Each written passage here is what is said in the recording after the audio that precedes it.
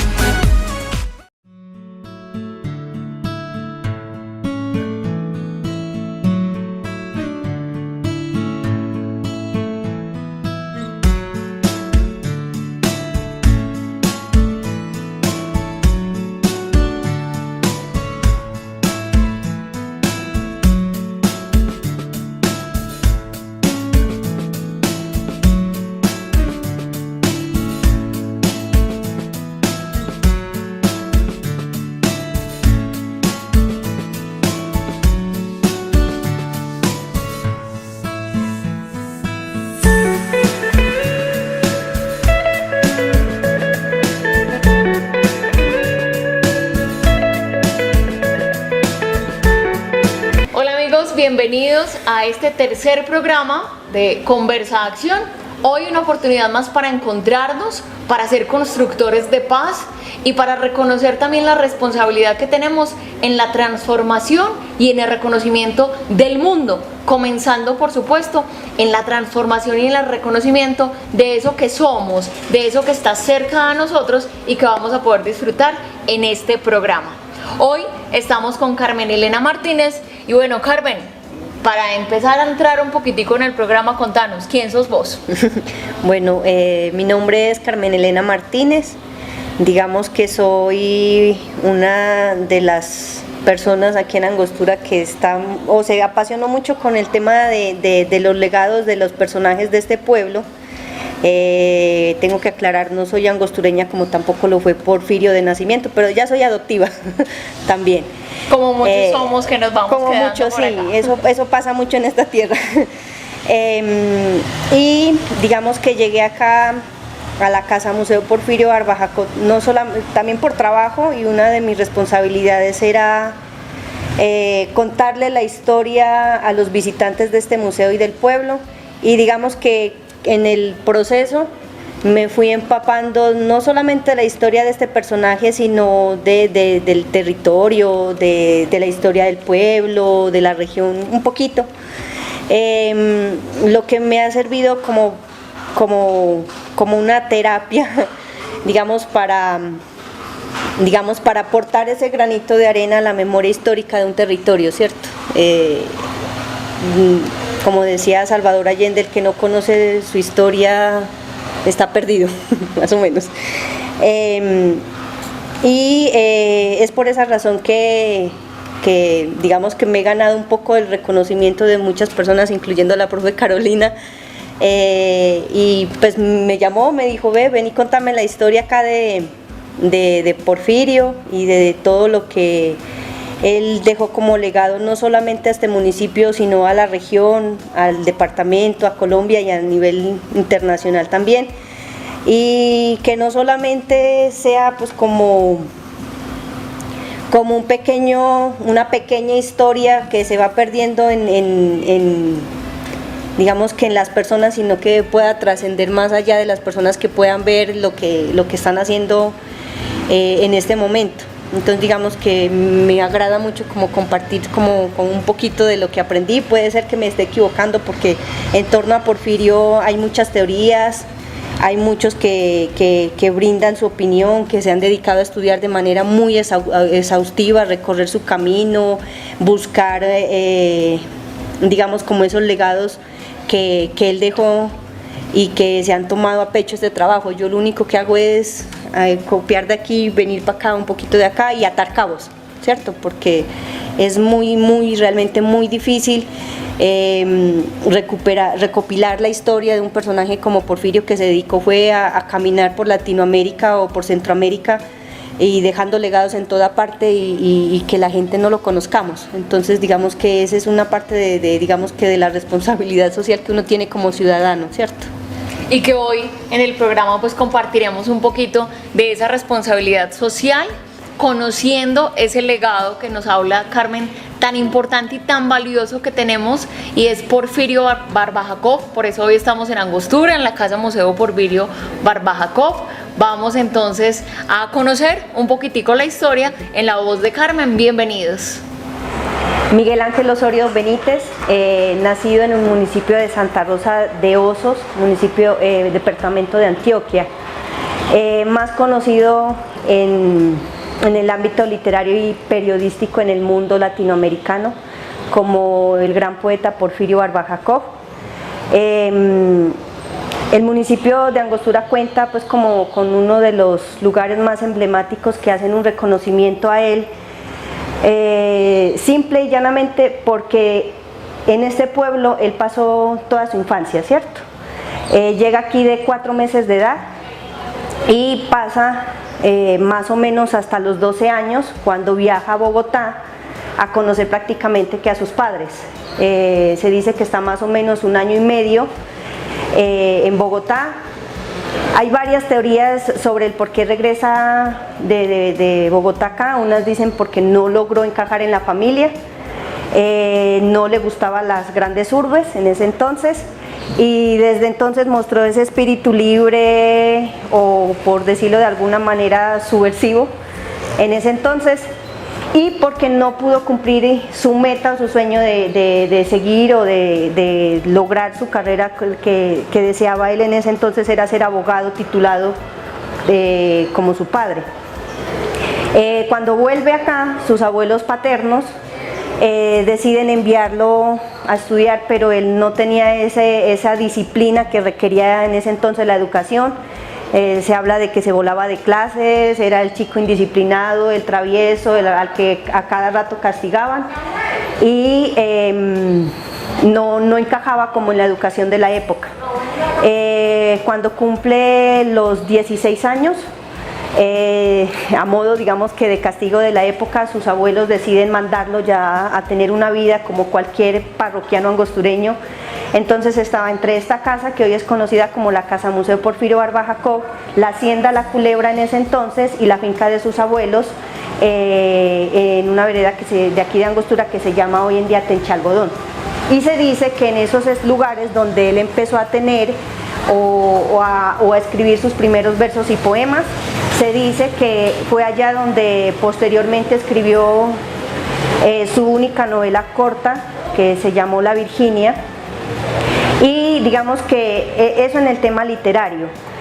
Cuando estalló la guerra de los 1000 días, él es reclutado, llevado pues como soldado a esta guerra como parte del ejército conservador de la época, cosa que hacía contraposición a su, digamos que a su familia o a su modo de vivir. Y es allá donde empieza a descubrir otros sentires de la vida,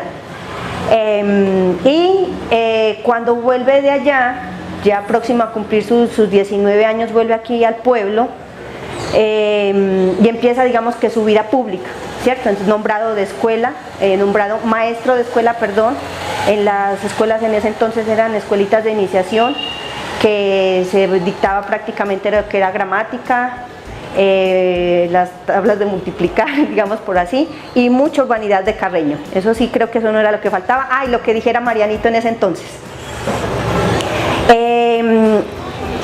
Él no tenía como esa vocación de maestro influenciada por su madre, porque al parecer el haber estado en la guerra, la bulla que producían los niños, el desorden que generaban ellos, le movía mucho la fibra psicológica que él tenía. Entonces no duró mucho con esa labor. Él renuncia y empieza a hacer otras actividades acá que tienen que ver netamente ya con el periodismo. Él tuvo 3 periódicos manuscritos aquí, uno La Palabra, La Luz y El Trabajo. ¿Por qué cambiaba de nombre sus periódicos? Era para estar más bien en la clandestinidad, ¿cierto?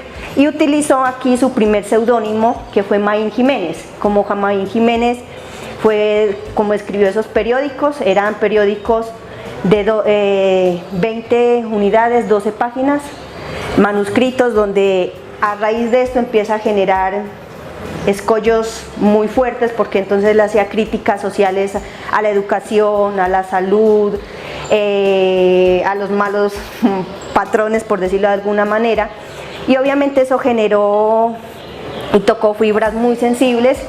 Y aparte de eso empezó pues con su novela corta que se llamó La Virginia. La novela realmente hoy en día no existe, sino un trozo de papel pergamino que tiene uno de sus sobrinos nietos, y lo utilizaron esta novela porque al parecer tenía algo que en la época no se usaba mucho, que era el erotismo entre sus letras, ¿cierto? Entonces lo que hicieron fue valerse de esa novela, de todo lo que hacía, y la declararon una novela inculta e inmoral y que transgredía toda la moral de la región. Y le cobraron una multa, le hicieron un escarnio público, que él obviamente no tenía con qué pagarlo, porque él vivía de lo que le daban por los poemas que escribía a las personas que le dice, como decir, escribí un poema para tal persona que la necesito enamorar. Era como un cupidito en ese sentido. Y posteriormente a eso, él se tiene que ir, ¿cierto? Se va a iniciar, después de eso se va para Yarumal, ahí está unos días, llega casualmente a la casa de Teresita Jaramillo Medina, quien fue supuestamente la que le inspira la novela. Llega allá y se encuentra con un rechazo muy fuerte de la familia, a pesar de que lo conocían, de que lo habían tratado toda la vida mientras estuvieron acá, y ese es el motivo por el cual él decide alejarse de Antioquia y abandonar la tierra, además de que para ese entonces también había fallecido su abuela. Entonces digamos que perdió la base fundamental de su crianza, que era su abuela, y perdió esa posibilidad de ese amor frustrado con Teresita Jaramillo. No se creía digno de ella. De ahí se va para la costa atlántica, específicamente a Barranquilla, y allá cambia de seudónimo por Ricardo Arenales.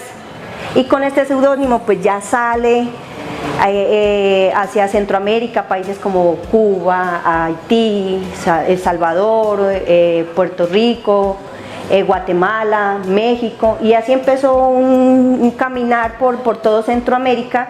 Y prácticamente las mismas razones por las que salió de aquí de Angostura fueron las mismas razones que lo volvieron en una persona andante o vagabunda, por decirlo, en estos países centroamericanos. Vuelve a Colombia y vuelve aquí a Angostura en 1928. Cuando vuelve pues ya no tenía prácticamente como un fuerte peso como para quedarse, excepto pues como reencontrarse con Teresita Jaramillo, pero para ese entonces ya habían cambiado muchas cosas.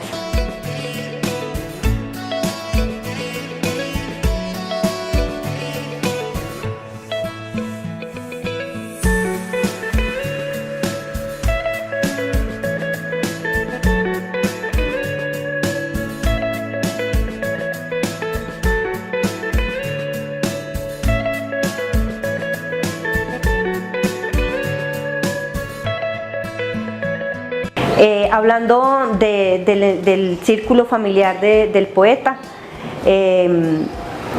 la familia de él se resume en su madre, que era maestra de escuela, su padre ejercía como abogado, o lo que podemos llamar hoy en día tinterillo, sus dos abuelos paternos, que fueron los que se dedicaron a su crianza y a fortalecer a su manera, digamos que el carácter y la personalidad de Porfirio, fueron doña Benedicta Parra y su abuelo. Digamos que ellos fueron como los dadores de todo el afecto y la malcrianza que le dieron, ¿cierto? Por eso se dice que de pronto no encajó con su núcleo familiar primero, porque pues los abuelos tienden a mimar mucho a sus nietos. Y por otro lado, la crianza como un niño de campo, ¿cierto? Entonces no encajaba en la vida de la mamá, porque la mamá sí tenía una tendencia en esa época de ser de mejor clase social que la parte paterna. Digamos que personalmente, si se puede decir, o aquí en Angostura hablamos mucho de lo que tiene que ver del enfoque familiar por el lado paterno, teniendo en cuenta pues como el lugar o las raíces que tiene él en Angostura.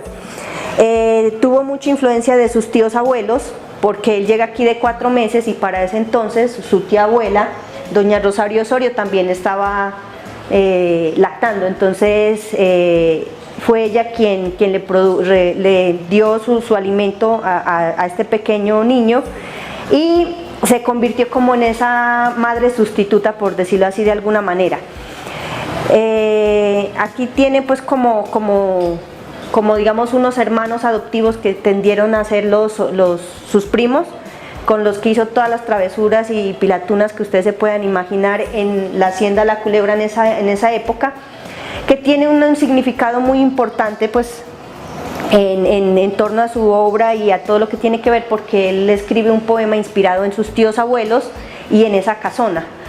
Que tiene otro contexto importante en Antioquia, como lo fue la visita, por ejemplo, del general José María Córdoba, donde planeó y pernoctó para la batalla de Chorros Blancos. Bueno, con referencia pues como al núcleo familiar, él era el menor de 5 hermanos, eran 2 hombres y 3 mujeres. Su hermano murió también muy joven, mucho antes que Porfirio. Entonces digamos que solamente quedaron como linaje Osorio Benítez, sus hermanas. Mercedes, ella sí se alcanzó a graduar como maestra también en Bogotá. Por el lado de sus primos con los que convivió aquí, todos ellos después hicieron vida, ya fue para los lados de Tarazá como mineros.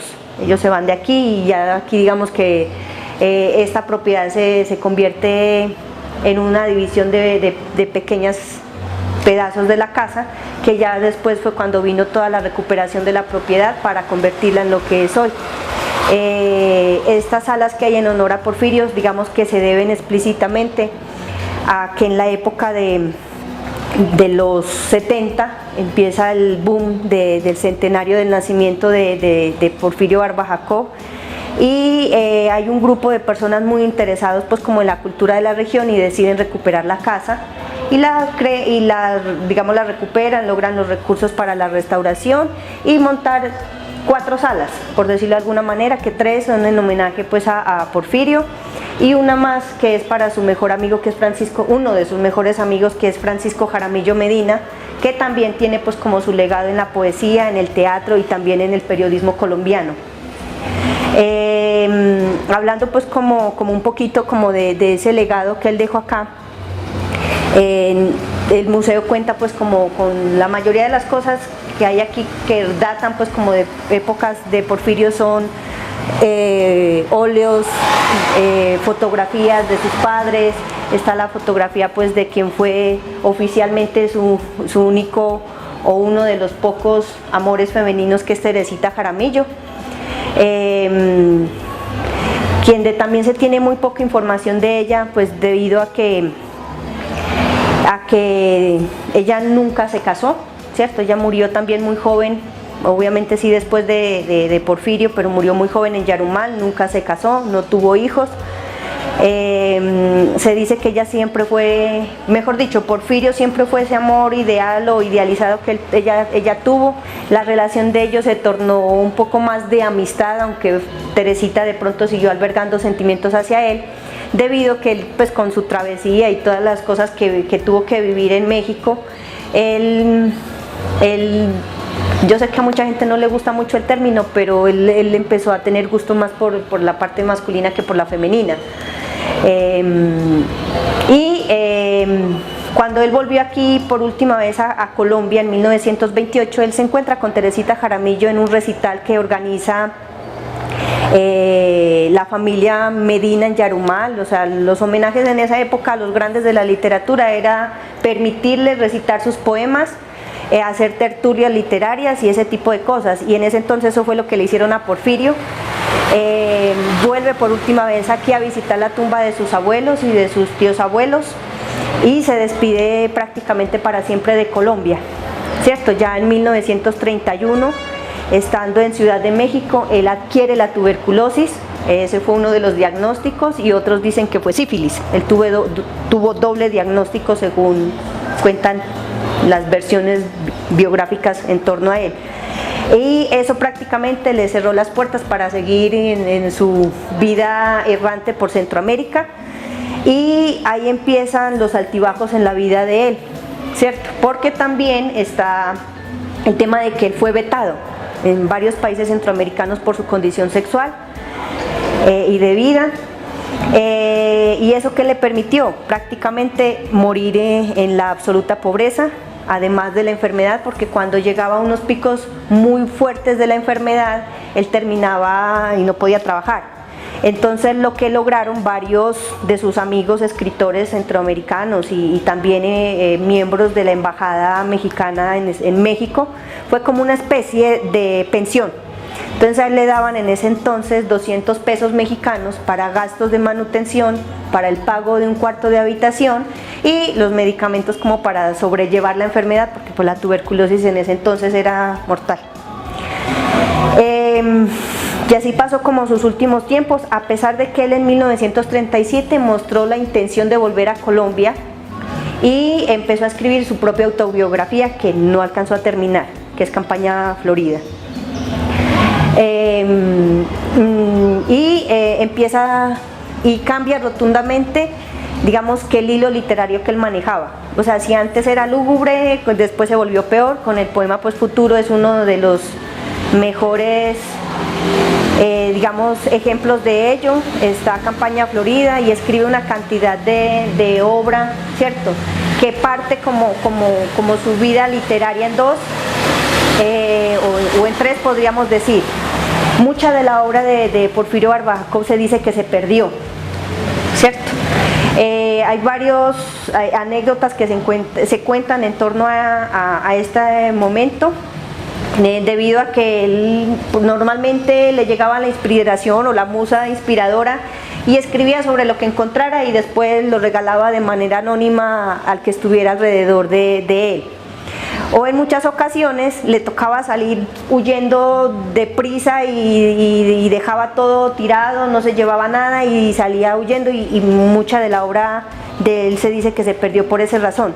Lo que se ha logrado o que se logró publicar, hay muchos que dicen que ni siquiera era la obra que él deseaba que el mundo conociera, porque la obra que él sí quería que se conociera nunca, digamos que nunca logró ver como la luz, que entre esos están los poemas y las cartas que le escribió a Teresita Jaramillo, porque Teresita Jaramillo apenas se entera de la muerte de Porfirio, la quema, porque él ya no quería que nadie supiera los padecimientos de él, ni las angustias que ella vivía, que no quería que el mundo se enterara lo que ella padecía por los sentimientos hacia él. Digamos que la obra que se recopiló de él fue porque terminó en manos de amigos de él, de conocidos, que fueron los que posteriormente a la muerte de él fueron los que publicaron la obra y biografías escritas según lo que conocían de él.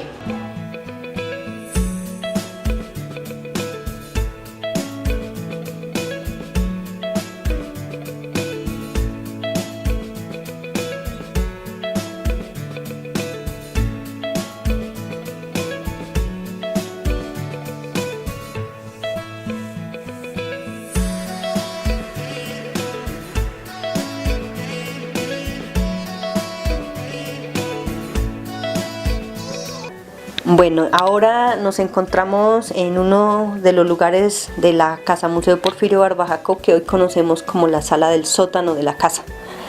El sótano de la casa son los cimientos originales de la casa, que estaba en esa época dividido como en varias partes. Uno era conocidos como podríamos llamarlo como los establos. En el lugar donde estamos en estos momentos se presume que era donde se guardaban los productos traídos del campo para luego sacarlos a vender. Y este en específico era uno de los lugares donde Miguel Ángel Osorio Benito, siendo un niño o un preadolescente, pasaba la mayor parte del tiempo jugando prácticamente a rayar las paredes de este lugar. Se dice que en este lugar, como anécdota, él jugaba a celebrar misas, ¿cierto? O celebraciones religiosas o como sea, y digamos que un poco de lo que hay aquí es como referente a la Semana Santa. Entonces mira, por ejemplo, aquí habla del Domingo de Ramos, la procesión del día, los lunes santos, martes, miércoles santo, jueves, ¿cierto? Y estas rayas o líneas que ustedes ven aquí en esta parte de acá, se dice que eran la cantidad de celebraciones o misas que él realizaba en este espacio. Se dice que con sus primos y con algunos de los amigos de su infancia. Estos dibujos o representaciones humanas que hay aquí se puede traducir o deducir en dos cosas. Eran, que se podía decir, autorretratos o retratos de personas de su círculo familiar. ¿Por qué se puede decir o un poco como el análisis de ello? Es porque va en pantalones cortos, que eran lo que utilizaban los niños en la época, no largos, y los sombreritos. Entonces digamos que era una forma como él caricaturizaba o se caricaturizaba él mismo. Entre las anécdotas que hay contadas por su sobrino nieto, es que su abuela le regalaba garra de chicharrón para que la usara como hostia. Pero él tenía una particularidad, que él no partía la garra de chicharrón para dársela con los que estuviera jugando, sino que él se la daba era a chupar, ¿sí? Y cuando ya pues la garra de chicharrón me la imagino bastante gelatinosa, él lo que hacía era ir donde su abuela para que le diera más hostia, y obviamente pues la abuela le daba era otro trozo de la garra de chicharrón. El sótano cuenta con otros manuscritos sobre la tapia. Digamos que es como de las travesuras o de los juegos que él aplicaba en este lugar, y otros sí se refieren exclusivamente a Teresita Jaramillo Medina, que son un poco más pequeños y están en otro lugar del sótano. Ahorita los van a poder apreciar. Este lugar, digamos que se conserva o se mal conserva. Bueno, se conserva, digamos que en ese estado ambiguo o antiguo por varios motivos. Cuando digamos que se recuperó la propiedad para su restauración, los dineros recolectados no alcanzaban para restaurar este lugar. Se restauró solamente el primer nivel, y este se quedó a la espera de unos nuevos recursos para ello, cosa que pues no ha pasado, porque hoy en día requieren unos costos bastante elevados, y digamos que en temas de cultura pues es muy complicado la adquisición de estos recursos para un municipio como Angostura. Pero se ha tratado en los últimos años de abrirle al público con objetos antiguos, viejos de la misma zona o de las mismas comunidades de aquí de Angostura, para poderlo ambientar como la última sala abierta al público de la Casa Museo Porfirio Barba Jacob. Hay días en que somos tan móviles, como las leves brisnas al viento y al azar. Tal vez bajo otro cielo la gloria nos sonríe, la vida es clara, undívaga y abierta como un mar. Y hay días en que somos tan fértiles, como en abril el campo que tiembla de pasión. Bajo el influjo próvido de espirituales lluvias, el alma está brotando forestas de ilusión. Y hay días en que somos tan plácidos, niñez en el crepúsculo, lagunas de zafir, que un verso, un trino, un monte, un pájaro que cruza, y hasta las propias penas nos hacen sonreír. Y hay días que somos tan sórdidos, como la entraña oscura de oscuro pedernal. La noche nos sorprende con sus profusas lámparas en rútilas monedas, tasando el bien y el mal. Y hay días en que somos tan lúbricos, que nos depara en vano su carne la mujer. Tras de ceñir un talle y acariciar un seno, la redondez de un fruto nos vuelve a estremecer. Y hay días en que somos tan lúgubres, como en las noches lúgubres el llanto del pinar. El alma gime entonces bajo el dolor del mundo, y acaso ni Dios mismo nos puede consolar. Mas hay también, oh tierra, un día en que levamos anclas para jamás volver, un día en que discurren vientos ineluctables, un día en que nadie nos puede retener. Señora, buenos días. Señor, muy buenos días. Decidme, ¿es esta la granja a la que fue de Ricard? No estuvo recatada bajo frondas umbrías, no tuvo un naranjero, un sauce y un palmar. El viejo huertecillo de perfumadas grutas donde iban los niños a jugar, no tiene ahora nidos y pájaros y frutas. Señora, ¿y quién recoge los gajos del pomar? Decidme, ¿ha mucho tiempo que se arruinó el molino y perdió sus muros, su acequia, su pajar? Las hierbas ya crecidas ocultan el camino. ¿De quién son esas fábricas? ¿Quién hizo Puente Real? El agua de la acequia, alma de linfa pura, no pasa alegre y gárrula cantando su cantar. La acequia se ha borrado bajo la fronda oscura y el chorro, blanco, fúlgido, ni hierra ni murmura. Señor, ¿no os hace falta su música cordial? Dejadme entrar, señores, por Dios, si os importuno. Este precioso niño me puede acompañar. Dejáis que yo le bese sobre el cabello bruno, que enmarca entre caireles su frente angelical. Recuerdo, hace 30 años estuvo aquí mi cama. Hacia la izquierda estaba la cuna y el altar. Decidme, ¿y por los techos aún fluye y se derrama de noche armonía del agua en el pajar? Recuerdo, éramos 5. Después, una mañana, un médico muy serio vino de la ciudad. Hizo cerrar la alcoba de Tonia y la ventana. Nosotros indagábamos con insistencia vana y nos hicieron alejar. Tornamos a la tarde cargados de racimos, de piñuelas maduras, de gajos de azahar. La granja estaba llena de arrullos y de mimos, y éramos 6. Había nacido Jaime ya. Señora, buenos días. Señor, buenos días. Y adiós. Sí, es esta la granja a la que fue de Ricard. Y este el viejo huerto de avenidas umbrías que tuvo un sauce, un roble, suribios y pomar. Y un pobre jardincillo de tréboles y acacias. Señor, buenos días. Señora, muchas gracias. Bueno, en este momento estamos en la casona de la antigua hacienda La Culebra, hoy finca Las Margaritas. Esta es la vereda La Culebra actualmente del municipio de Angostura. Digamos que esta casa converge 2 hechos importantes en la historia angostureña y antioqueña. La primera puede decirse que este fue el lugar de residencia donde se hospedó el general José María Córdoba y donde planeó lo que posteriormente fue la batalla de Chorros Blancos, con la cual Antioquia selló su independencia finalmente. Y el otro hecho es que esta casona o este lugar fue propiedad de los tíos abuelos de Porfirio Barba Jacob, doña Rosario Osorio y don Raimundo Cadavid. Y por ende es uno de los lugares emblemáticos, puesto que fue el lugar que inspiró uno de los célebres poemas de Porfirio Barba Jacob, La Parábola del Retorno. Este fue el lugar donde pasó parte de su infancia, el lugar donde convivió con sus primos. Como les contaba anteriormente, su tía Rosario Osorio fue, digamos, como su madre adoptiva, por decirlo de alguna manera, cuando él llega aquí a Angostura de 4 meses de edad, porque ella pues también estaba lactando, entonces se convirtió como en su nodriza, por decirlo así.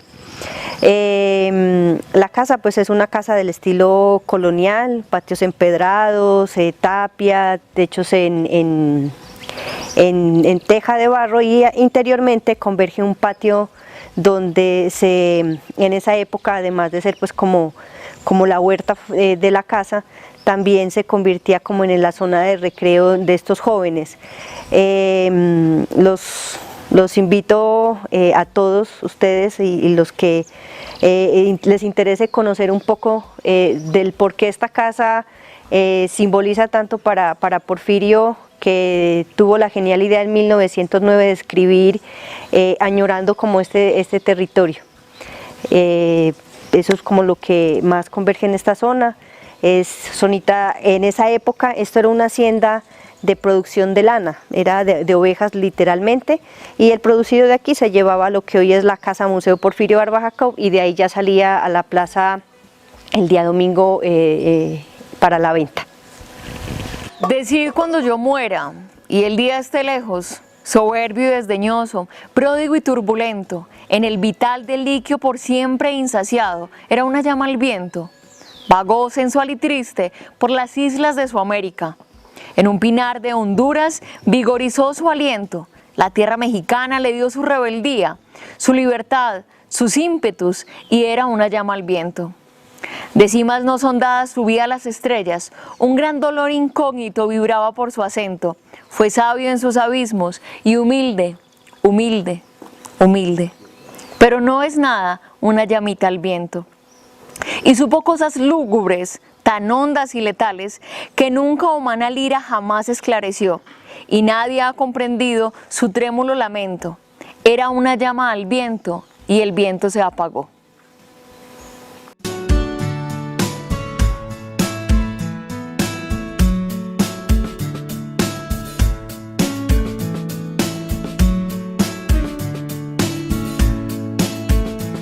Esta salvia que es para bendecir los espacios, para armonizar los espacios, para volverlos un lugar sagrado, que como yo siempre les he dicho y comparto hoy con ustedes, las cosas que huelen bien son las cosas de Dios, y Dios como el que nos regala todo eso, el que está con nosotros, y la creación y la energía y la esencia pura de todas las cosas y de todos los seres.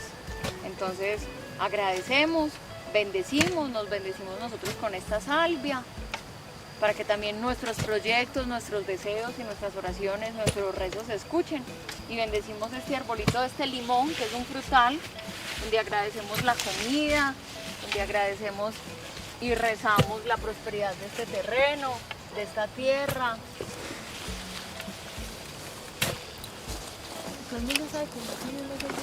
Donde agradecemos y honramos.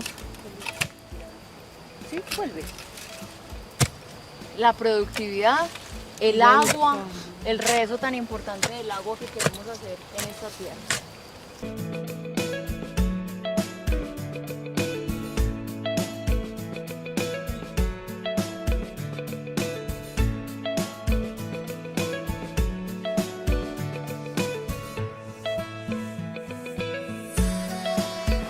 Bueno amigos, cerramos este programa con la siembra de un árbol, recordando también que este mes conmemoramos el Día del Árbol y el Día de la Tierra. La invitación que hacíamos al principio y que hablábamos con Carmen era recuperar también esa herencia ancestral, ¿cierto? Ese legado que nos han dejado estos personajes tan importantes para nuestra historia, como lo es hoy Porfirio Barba Jacob. No queremos entonces que se acabe el programa sin que tengamos muy presentes que el mayor legado que debemos cuidar es esto, es la tierra, que de las mejores cosas que podemos hacer y que debemos hacer como una responsabilidad social, además de conocer nuestra historia, es también sembrar, cuidar el agua, cuidar nuestros recursos y luchar para preservarlos. Que conmemorar una fecha de estas no sea un día más en el calendario o no se quede en un acto conmemorativo protocolario, que se convierta en un acto que nos ensucie las manos, pero que nos llene de vida, que nos llene de amor y que nos llene de lo que realmente nos tiene que mover en el mundo. Entonces, muchísimas gracias, Carmen, por acompañarnos en este día tan maravilloso. Muchísimas gracias a ustedes por seguirnos y esperamos que hayan disfrutado muchísimo este programa.